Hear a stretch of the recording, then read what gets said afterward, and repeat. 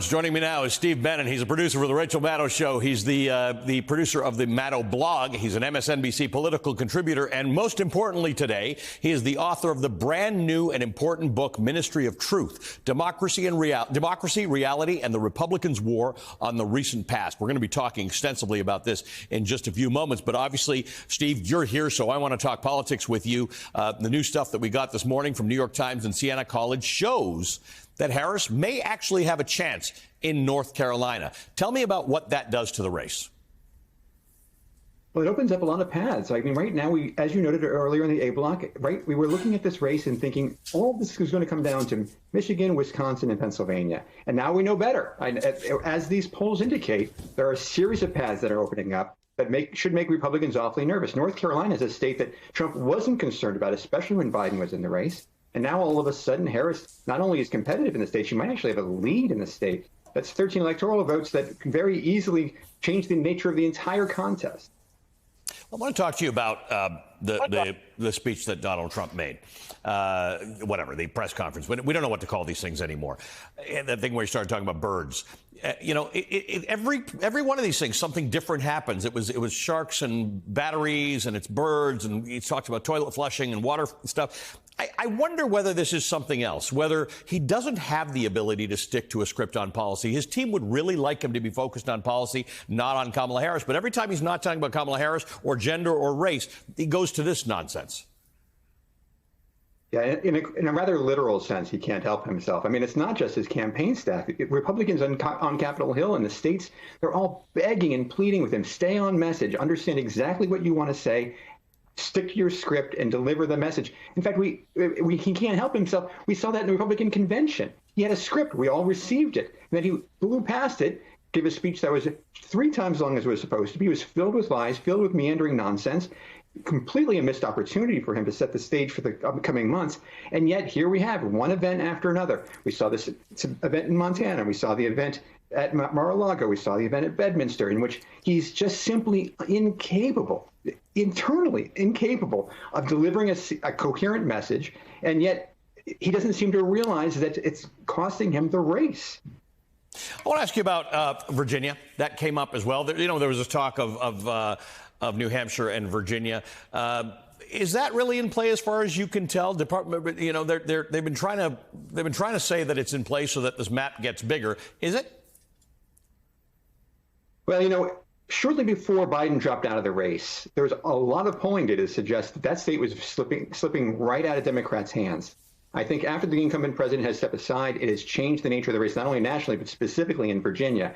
At this point, I think that Republicans are not yet investing any real time and energy in Virginia because they realize it's probably out of reach. Although with 80 days remaining, we all have to wait and see. But for right now, I think it's looking awfully blue. Obviously, we're going into the Democratic National Convention this coming week, so the news cycle will once again now for a fourth week straight be on Kamala Harris and Tim Walz. They seem to be using that well. A lot of rallies, a lot of energy. What does Trump have to do? He's not getting out there a lot. Is he just ceding that ground for a while because the news cycle's there, or is it because they don't have a message that's working?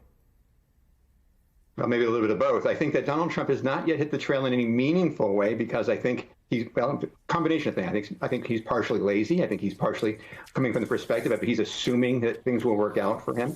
And I think he's looking at polling that only tells him what he wants to hear and discarding all else. But at the same time, one would like to think that reality would sink in. One would like to think that he would have at least somebody around him who has his ear, who could say, Mr. Former President, things aren't going your way. The Democratic Convention hasn't even started yet, so that bump that Democrats are likely to get in the coming weeks hasn't even begun yet. And so either he gets on his running shoes or he falls further behind. Steve, stand by, because I want to continue this conversation after the break. When you have leaders who so openly and willingly lie, the truth at some point ceases to exist to their followers. In his new important book, Ministry of Truth, Democracy, Reality, and the Republicans' War on the Recent Past, MSNBC's own Steve Bannon investigates the GOP's attempts to rewrite the stories of the last few years and the dangerous consequences that are unfolding as a result.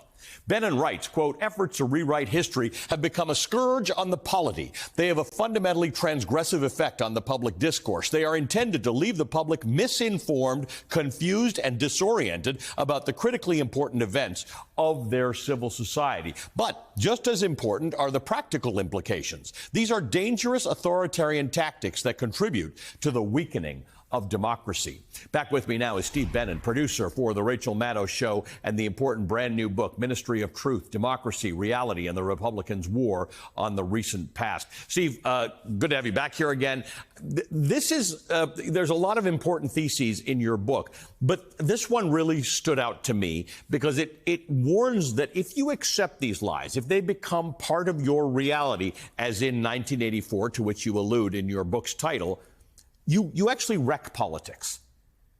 That's exactly right. I mean, I think that the foundation of our democracy is shared knowledge about recent events and current events.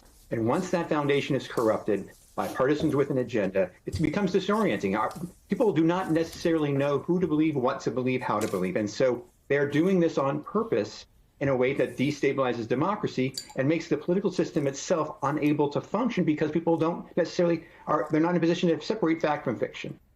I want to read from page 61 of your book, in which you say, in the Republicans' war on the recent past, there was nothing mysterious about the motivation behind the party's propaganda campaign against the 2020 election. Trump, unwilling to accept the fact that the American electorate had rejected him by a margin of more than 7 million popular votes and 74 electoral votes, concocted a dangerous tale about voter fraud he couldn't prove, schemers he couldn't identify, and corruption he couldn't find.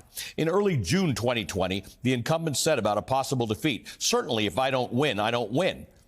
He added that if he ultimately came up short, you go on and do other things. Trump didn't mean a word of it. He spent the months leading up to Election Day 2020 preparing to reject the legitimacy of a possible loss. He spent the aftermath of the election lying about and trying to reverse the outcome. And he'd spent the ensuing months and years pretending that he'd secretly won the race that forced him from the White House. The important part about that passage to me, Steve, is that anybody can lie. Lying's free. But when you set the groundwork for the lie, as Trump did before the last election, somehow the lie, the big lie, became more palatable to some people. And that's actually happening now. It is, right. So we have ample public polling data to suggest that the vast majority of Republicans look back at the 2020 race and are convinced by the lie. They have fallen for the scam. They believe that Trump won, Biden lost, fair and square, and we're having an illegitimate precedent in the White House right now. And now we're seeing the same thing happening again. Trump and his party and his allies in conservative media and elsewhere are continuing to lay the groundwork that he has to win in 2024, or they'll just simply start this process anew.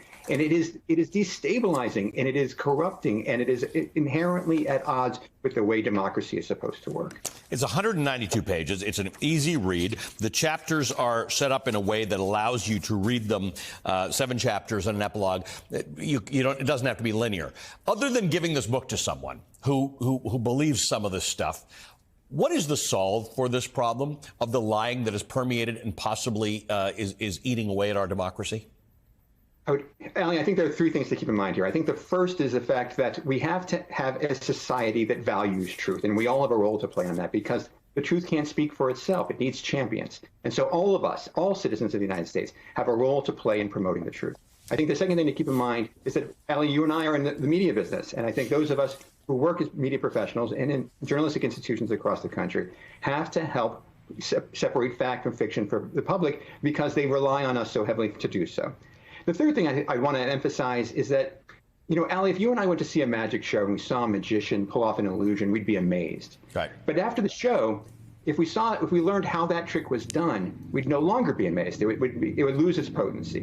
And I think that there's a parallel here as it relates to Republican efforts to rewrite recent history, because ultimately, once we expose the scam, we go a long way towards defeating the scam. If we know how and why they're rewriting history and making reality up for grabs, if we know how and why, then all of a sudden the scam starts to fall apart. It goes a long way towards ending the war on the recent past, which is why I wrote the book in the first.